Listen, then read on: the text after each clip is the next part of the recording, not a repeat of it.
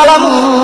Tidak lagi ada yang ibadah di padang mahsyar ini mengangkat kepala lalu sujud lagi Allah di hadapan Allah. Nabi Muhammad SAW diangkat lagi, wahai kekasihku, angkat kepalamu. Sudah tidak ada lagi yang ibadah di padang mahsyar ini. Tetap Nabi mengangkat kepala lalu sujud lagi kepada Allah. Sampai terakhir, apa yang kau inginkan wahai kekasihku? Ya Allah, selesaikan siksaan padang mahsyar. Biarkan mereka, masukkan mereka ke mizan penimbangan amal baik amal buruk mereka. Ya Muhammad, engkau meminta tanpa sujud kepadaku, aku akan memberikan apa yang kau inginkan. Nabi Muhammad SAW tanpa sujud, jika dia meminta kepada Allah pasti akan dikabulkan. Dengan akhlak baginda Rasul SAW, beliau sujud, tahu beliau adalah seorang hamba yang pantasnya untuk sujud kepada Allah. Dia adalah Nabi SAW. Tatkala mereka datang bersama dengan Nabi, ya Rasulullah, mintalah permohonan kepada Allah. Apa jawaban Nabi?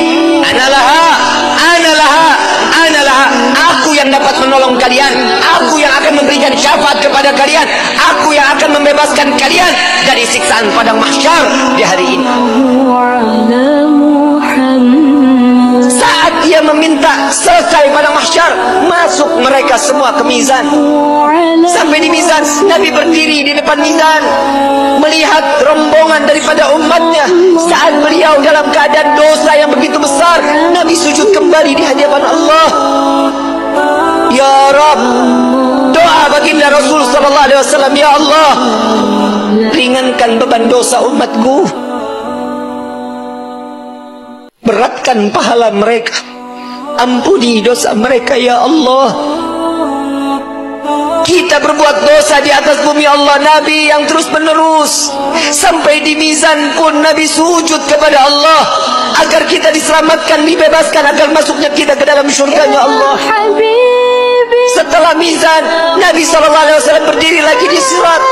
Saat di mana jembatan tersebut satu helai rambut dibelah menjadi 7, tajamnya luar biasa, di bawahnya neraka jahanam.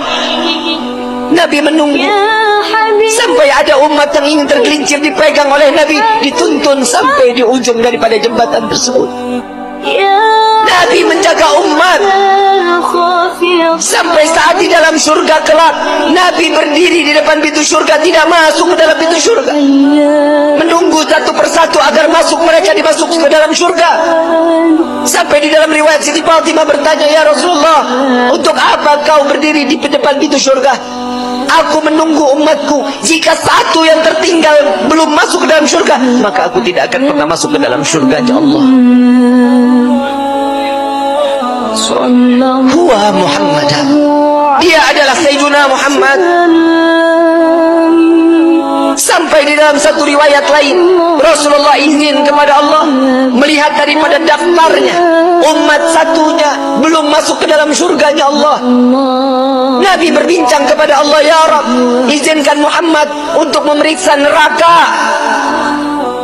Sampai beliau masuk ke dalam neraka mencari umatnya, lalu setelah itu diambil, lalu dibawa masuk ke dalam surganya Allah. Dia adalah Sayyiduna Muhammad, dia adalah pemimpin kalian, dia adalah Nabi kalian, dia adalah Rasul kalian.